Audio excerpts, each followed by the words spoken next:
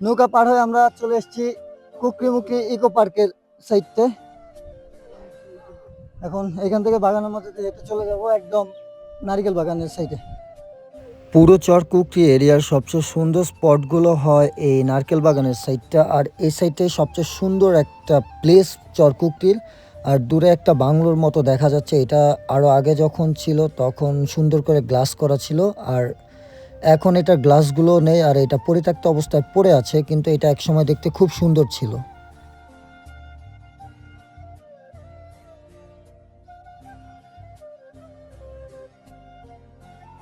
আমরা একেবারে বিচের সাইডে চলে এসেছি। হাঁটতে হাঁটতে একদম ক্লান্ত, যাব তাবু নিয়ে একটু রেস্ট করে আবার বের হব। আর চরকুকরির সবচেয়ে সুন্দর প্লেসগুলোই হচ্ছে এই সাইডটা, একদম বিচের সাইডটা, একদম খোলামেলা। এই সাইডটাই চরকুকরির সবচেয়ে সুন্দর সাইড। প্রচুর রোদ, সকালে একদম কনকনে ঠান্ডার মধ্যে বের হয়েছিল আমরা, আর এখন ঠান্ডা নেই, একদম রোদ ঝলসে যাচ্ছি রোদে। চরকুকরির নারকেল বাগান সাইডের পুরো এরিয়াটা, এক সাইডে ঘন বনাঞ্চল আর একদিকে মেঘনা, সেই রকম ভিউ এবং সেই রকম ফিল পাবেন আপনারা। আপনি আপনার ফ্যামিলি, পরিবার, বন্ধু বান্ধব নিয়ে এখানে আসতেই পারেন। এবং খাওয়া দাওয়া করার জন্য এখানে খুব সুব্যবস্থা আছে, খাওয়া দাওয়া নিয়ে কোনো প্রবলেম হবে না। অথবা যে গাইডের মাধ্যমে আপনারা আসবেন সেই গাইডকে বললে সে আপনার থেকে খাওয়া দাওয়ার ব্যবস্থা করে দিবে।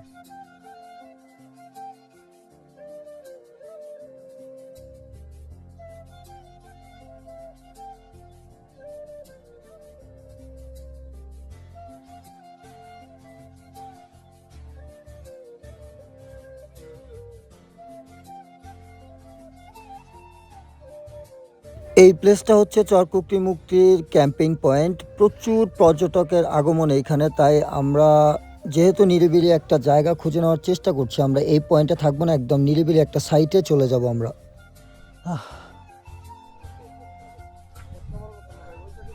বনের গহীনে তাঁবু, এই তাঁবুতে রাতে থাকা হবে।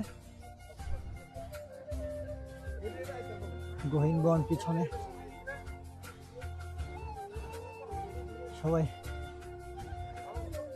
হাঁটতে হাঁটতে সবাই অনেক ক্লান্ত।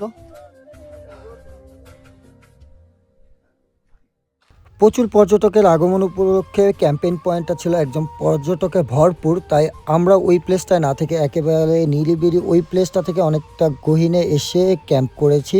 আর এইখানে আমরা নিরিবিলি সময় কাটাবো এবং সামনে মেঘনা নদীটাকে উপভোগ করব, পুরো পরিবেশটাকে উপভোগ করব।